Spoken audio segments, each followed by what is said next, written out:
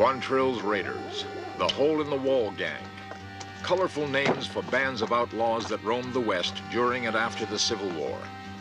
No one earned more fame, however, than Jesse James, the Robin Hood of Western outlaws.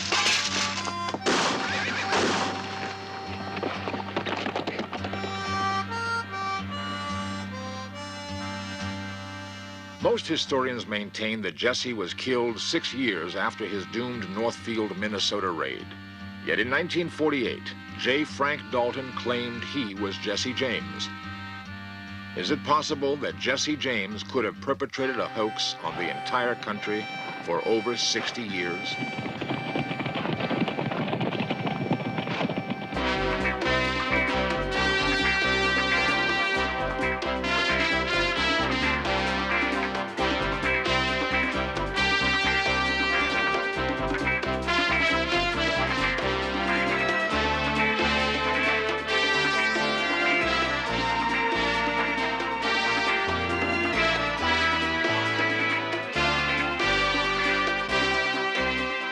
This series presents information based in part on theory and conjecture. The producer's purpose is to suggest some possible explanations, but not necessarily the only ones, to the mysteries we will examine. James was a lad who killed many men. He robbed the Glendale train, and he stole from the rich to give to the poor. Everyone knew of his name. Jesse had a wife to mourn for his life, 2 children, they were brave. But that dirty little coward that shot Mr. Howard laid Jesse James in his grave. It was on a Saturday night, Jesse was alone, talking to his family so brave. Robert Ford came along like a thief in the night and laid poor Jesse in his grave. Jesse had a wife to mourn for his life, 2 children, they were brave. But that dirty little coward that shot Mr. Howard laid Jesse James in his grave. Yeah, that dirty little coward that shot Mr. Howard laid Jesse James in his grave. On April 3rd, 1882, Jesse James was straightening a picture when suddenly a gunshot was fired. Reports said that Jesse James was dead. Was it really Jesse James who was shot in the head that day in Kearney, Missouri? By examining his life, we will perhaps find an answer to the question of his death.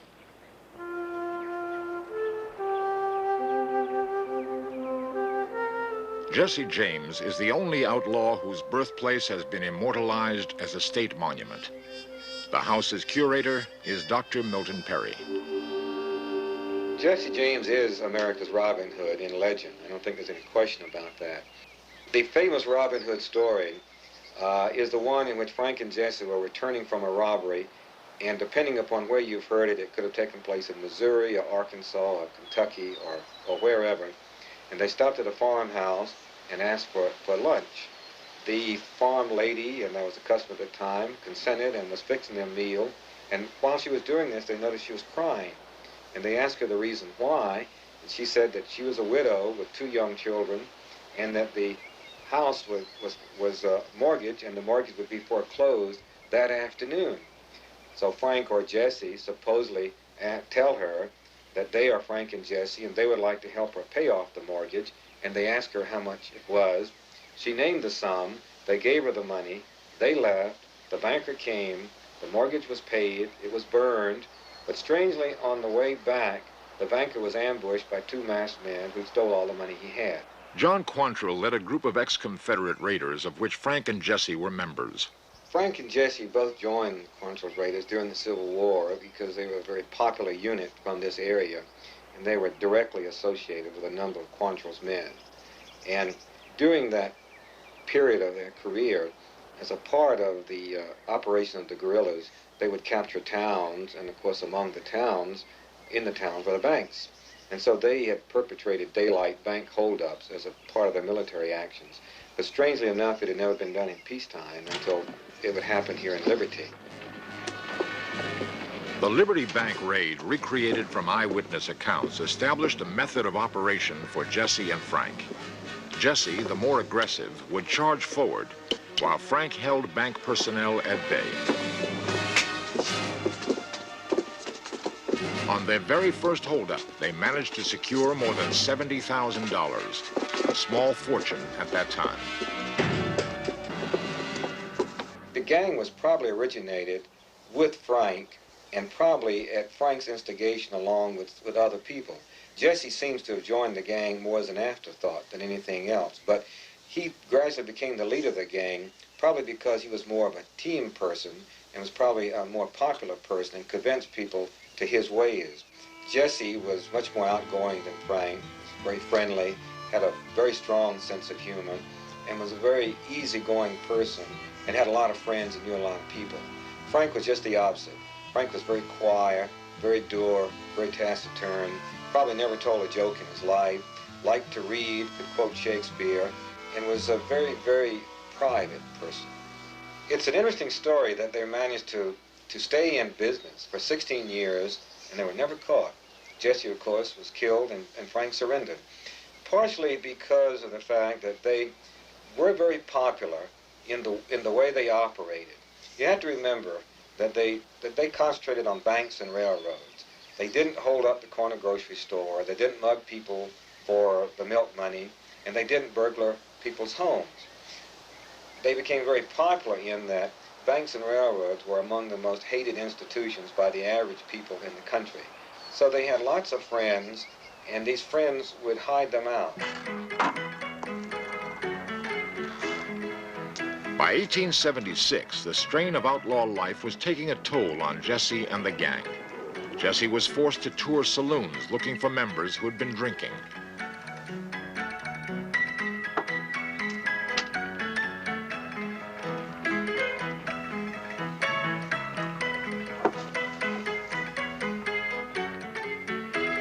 The risk of being seen in town before a job cut the odds of getting away. Jesse was afraid that someone might recognize them and set up an ambush.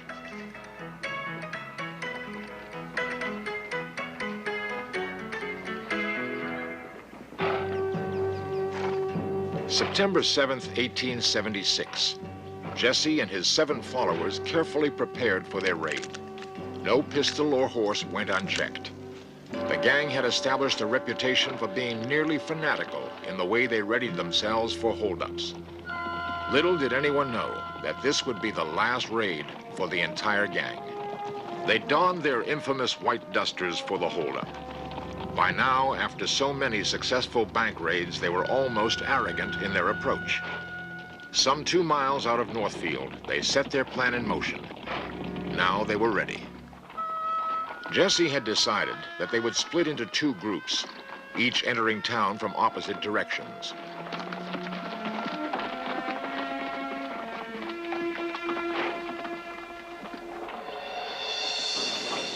Northfield was a small community of 500 people.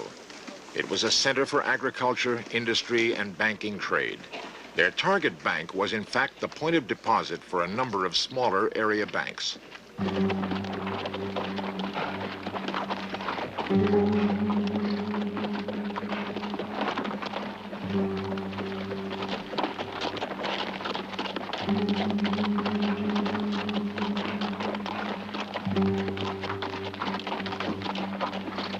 While Jesse was not known to the Northfield people, the gang came under instant suspicion because of extremely fine horses they were riding and the startling appearance of their linen dusters.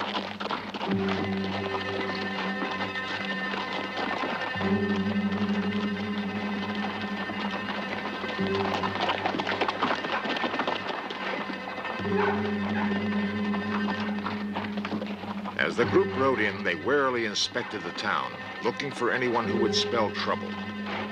Little did they know that this raid would be the end of their long string of successful bank robberies.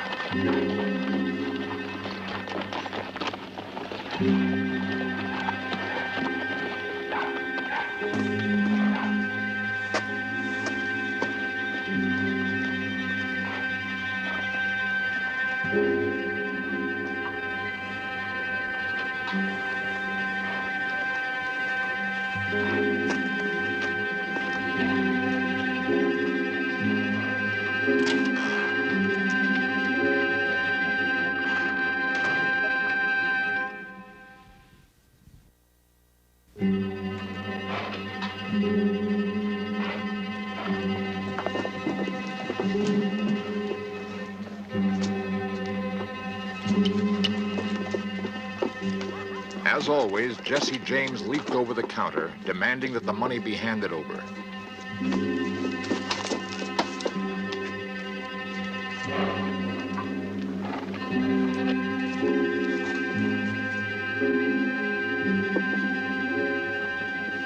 Several of the bank employees grappled with the bandits.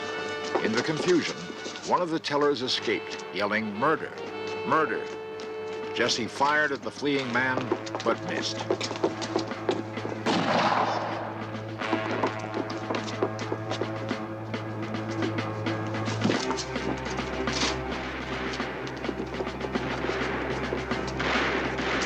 Had the town been warned?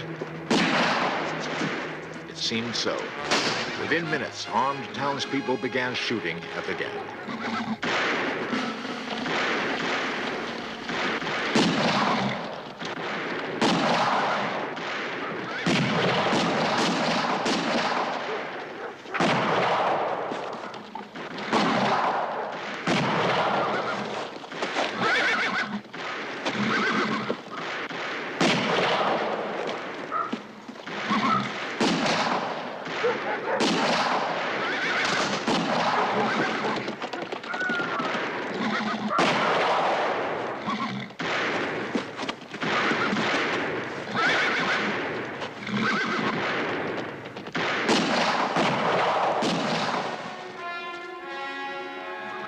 Killed instantly were Clee Miller, Charlie Pitts, and another member of the gang, Bill Edgewood.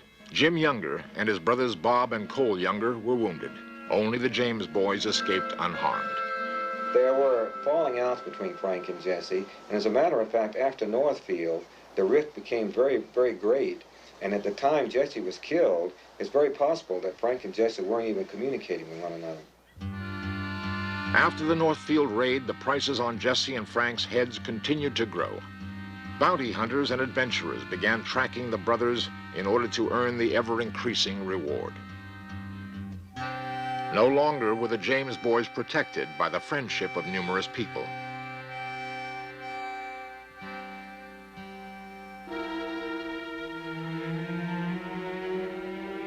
Bob Ford is the man most historians claim killed Jesse James.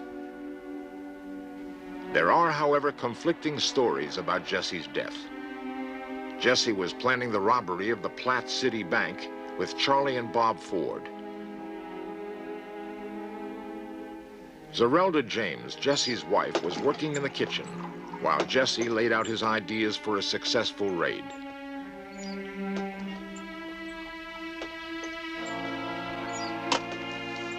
Uncharacteristically, Jesse took off his gun so that he could more easily straighten a picture.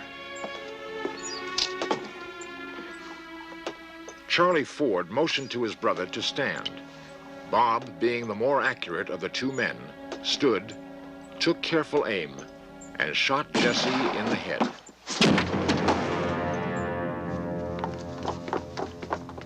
Both Ford brothers claimed it was an accident.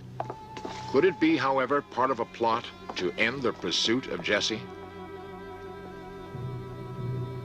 It is known that Jesse's mother refused to identify the body. Some have said that the man shot was not Jesse James. Others have said that James lived incognito for the next 60 years under an assumed name. In 1948, a man by the name of J. Frank Dalton came forward claiming that he was the real Jesse James. Dalton went so far as signing an affidavit to the effect that he was Jesse James. According to newspaper clippings of the time, some 25,000 people turned out for a parade in Lawton, Oklahoma, showing off Dalton as the real Jesse James. It seems almost inconceivable that an imposter could have been in Jesse's place. Yet only a few relatives had pictures of Jesse, which is one of the reasons he had eluded capture. Carl Brian, a respected historian of the James robberies and author of The Escapades of Frank and Jesse James. The statement that Mrs. Zerelda James stated the body was not that of her son Jesse James is not too hard to understand, because during the Western days, there was a lot of people who would not identify outlaws and so on in order that the reward would not be paid. But later on, she says it was, and Zerelda James did admit that it was her son, and there's no question that it was. After being on public display, Jesse was buried at his mother's home. Interestingly enough, he was later moved to a public cemetery.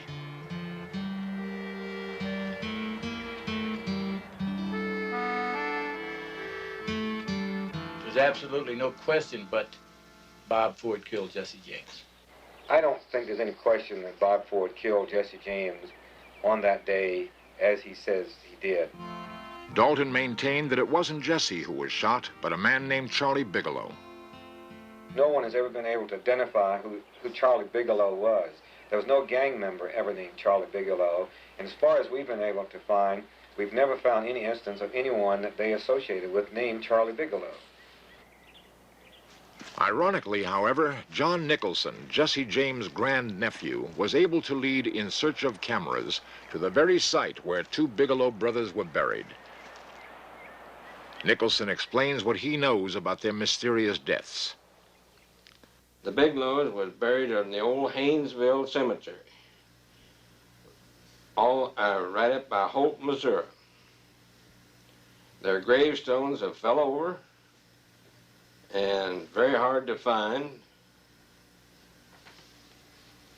And I've heard my grandfather say that they was hauled up there in an old spring wagon, and that the blood was running out into the spring wagon on the ground when they was hauled up there because there was no embalming at that time. As far as I know, I've heard that Jesse and Frank killed him, but as far as that, I couldn't say for sure. Both grave markers bear the year 1884. If John Nicholson's story is correct, the Bigelows would have been buried 2 years after Jesse's death in 1882. And John James was in the picture in 1935. He came forward and said that he was Jesse James. He had the same name, but no relation. And there was a famous trial in Excelsior Springs at that particular time for this disproving or proving that he was Jesse James, and he could not even name his half-brother's name. And it found out that he was using the same story that Dalton used, that Bigelow was transferred to be Jesse James, and he was killed so Jesse could get away.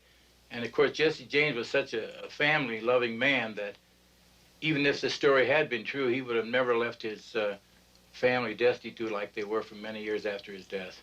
Jesse James was a lad who killed many men. He robbed the Glendale train, and he stole from the rich to give to the poor. Everyone heard of his name. Jesse had a wife to mourn for his life, 2 children, they were brave. But that dirty little coward that shot Mr. Howard laid poor Jesse in his grave. It was a Saturday night and Jesse was alone, talking to his family so brave. Robert Ford came along like a thief in the night and laid poor Jesse in his grave.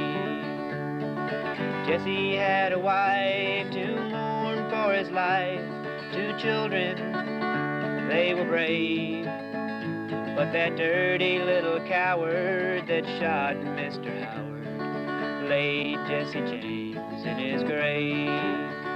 Yes, that dirty little coward that shot Mr. Howard laid Jesse James in his grave.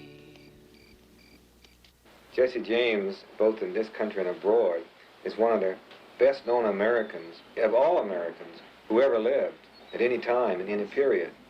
And he's also the Robin Hood, the romantic figure in our folklore and legend and history.